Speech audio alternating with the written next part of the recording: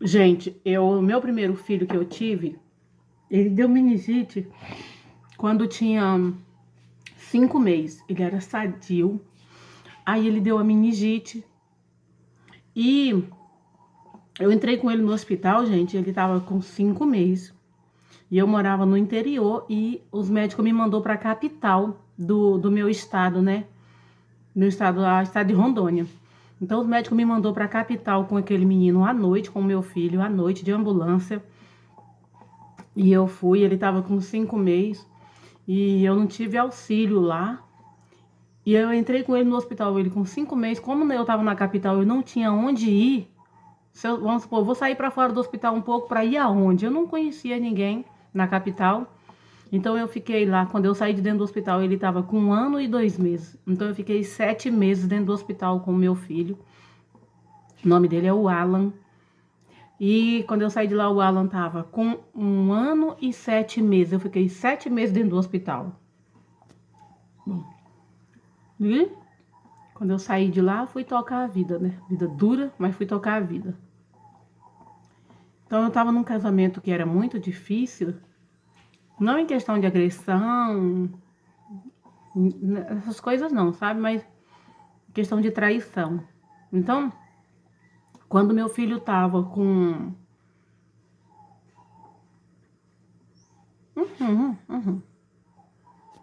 Tava com 17 anos já, ele já tava com 17 anos, aí eu já tinha um outro, esse que eu tenho hoje, que é o Kaique, e eu já tinha o Kaique, e o outro meu filho que ficou doente estava com 17 anos. E ele ficou especial. Ele ficou deficiente. Do jeito que ele ficou, quando ele deu a meningite, que ele tinha 5 meses, com 17 anos, a mentalidade dele, o cérebro, as reações dele, tudo era de um bebê de 5 meses, sabe? Com 17 anos, a reação dele era de chorar, eu dava água na mamadeira, eu trocava a fralda, eu carregava no carrinho de bebê. Eu tinha os pontos de aluguel, eu alugava ponto para o salão, e aí eu alugava um ponto já grande, bem grande, onde eu pudesse colocar geladeira e pudesse colocar uma cama de solteiro para ele, com ventilador, porque eu não pagava para ninguém cuidar, eu mesmo cuidava. Então, quando ele estava com 17 anos, eu tive que tomar a atitude de sair de Rondônia, do estado de Rondônia, para vir para o estado de Mato Grosso, moral da história. Não conhecia ninguém aqui no Mato Grosso. Eu conhecia uma amiga minha, que até hoje a gente tem muita amizade. E ela me auxiliou, mas ela não pôde me auxiliar a ponto de arrumar trabalho para mim. Essas coisas assim, sabe? Ela me auxiliou porque eu cheguei no lugar, ela já tinha visto uma kitnet para mim alugar. Eu fui, paguei o aluguel, mudei para dentro. Mas em questão de conhecer o lugar, de sobreviver, de se virar, eu tive que me virar. E o moral da história, eu vim pra cá de ônibus com os 2 filhos.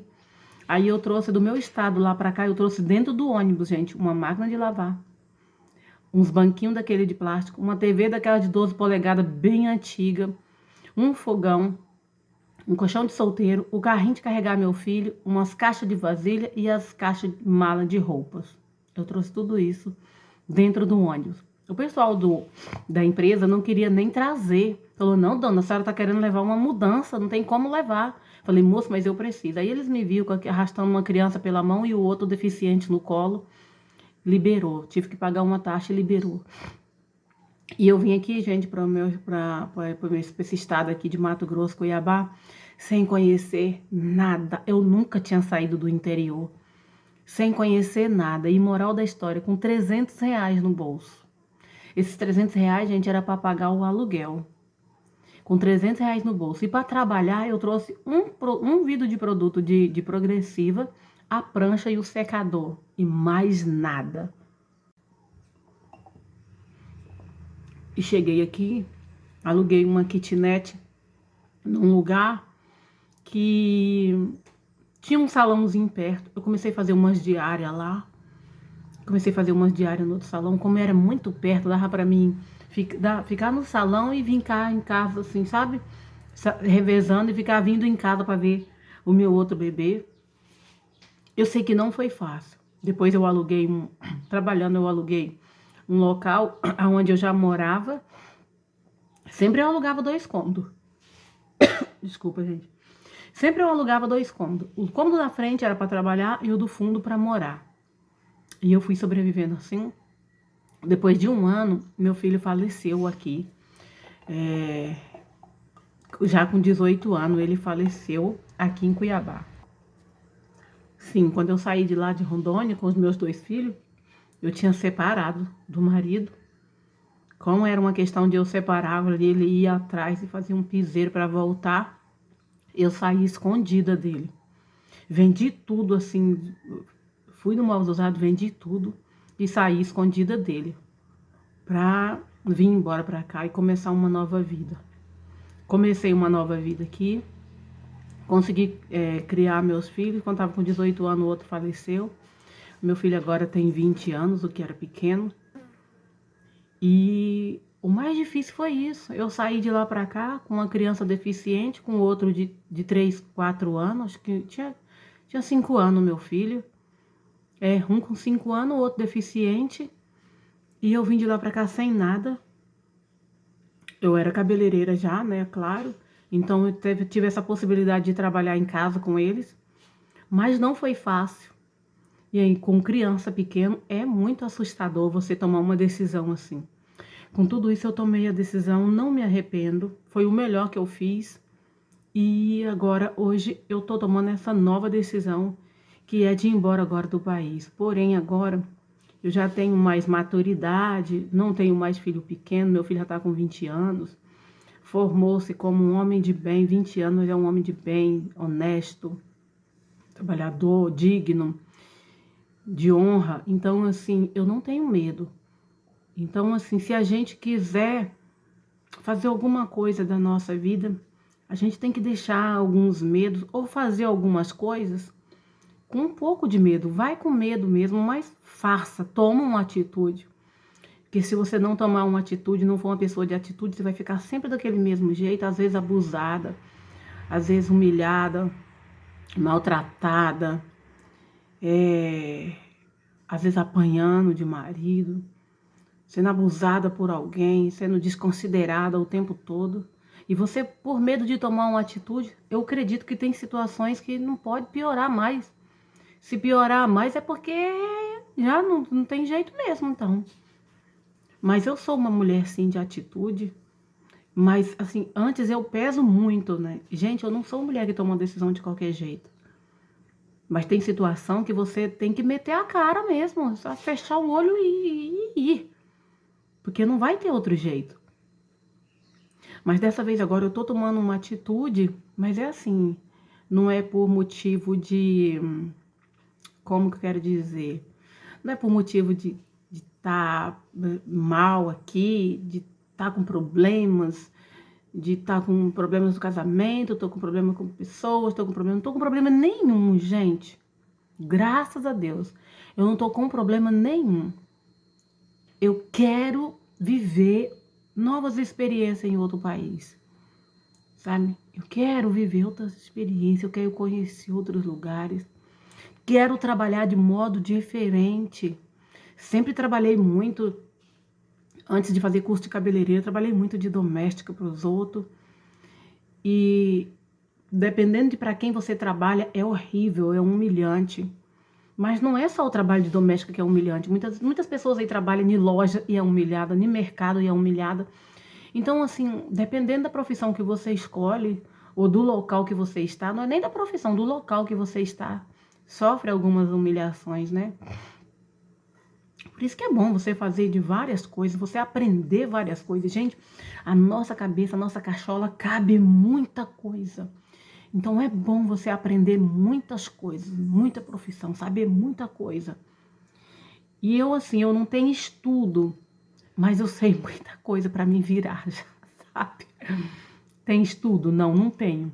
Mas para mim virar, gente, sabe? Para mim trabalhar, para mim virar, é muita coisa que eu aprendi na minha vida. Muita coisa, sabe?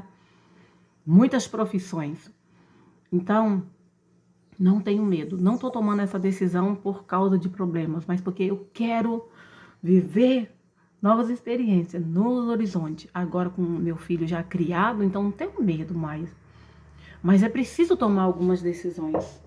A dizer assim, você não tem medo, você é boa, não tem medo. Não, gente, é claro que dá aquele friozinho na barriga. É claro que dá aquele friozinho, sabe? Mas tem coisa em decisão que você toma que dá um friozinho, mas é um friozinho bom, sabe? É um friozinho gostoso, assim, que te dá uma apavorada, mas também te traz uma alegria, assim, mas você vai viver uma nova experiência.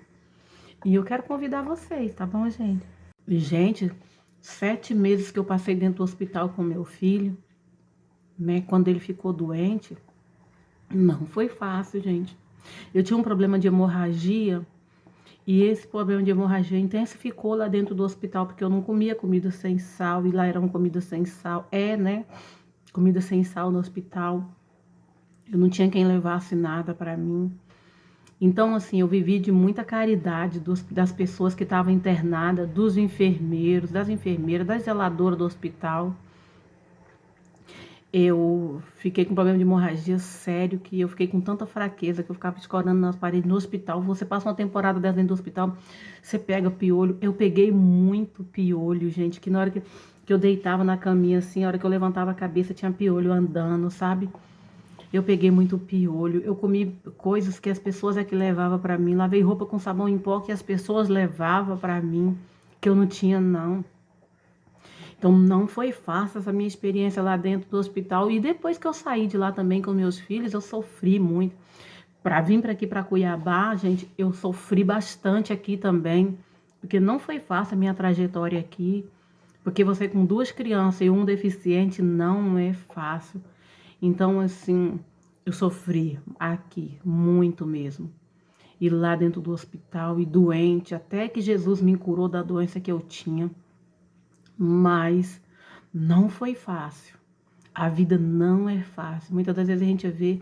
Tem um hino que fala assim: quem me vê cantando, pensa que todo o tempo foi só alegria. E que nessa vida nunca tive motivos pra chorar. Quem me vê cantando não imagina que passei noites escuras. Pensa que minha vida foi sempre sorrir, só cantar. Mas não foi bem assim. O deserto atravessei, os pés doendo com as furadas dos espinhos, sabe? Muitas vezes eu pensava, Deus, eu vou morrer nesse caminho. Mas quando eu pensava que estava só, o Todo-Poderoso aparecia. Então, a nossa vida é de lutas e vitórias. E muitas coisas que acontecem na nossa vida faz a gente ficar mais corajosa, mais forte, mais determinada. Tem pessoas que, infelizmente, quando acontece muita coisa na vida, ela entra em depressão. Eu, pela misericórdia de Deus, não sei, não conheço o que é depressão. Mas eu conheço o que é sofrimento. Conheço muito bem. Essa história que eu falei pra vocês aqui agora, ainda tem umas partes antes disso que é muito pior, sabe? Coisas que aconteceu na minha família, morte de mãe, de pai, de irmão, coisas bem trágicas mesmo, o pior que vocês pensarem. E com a misericórdia de Deus eu superei. Então não vou ter medo da decisão que eu tomei, não. Deus está na frente, né?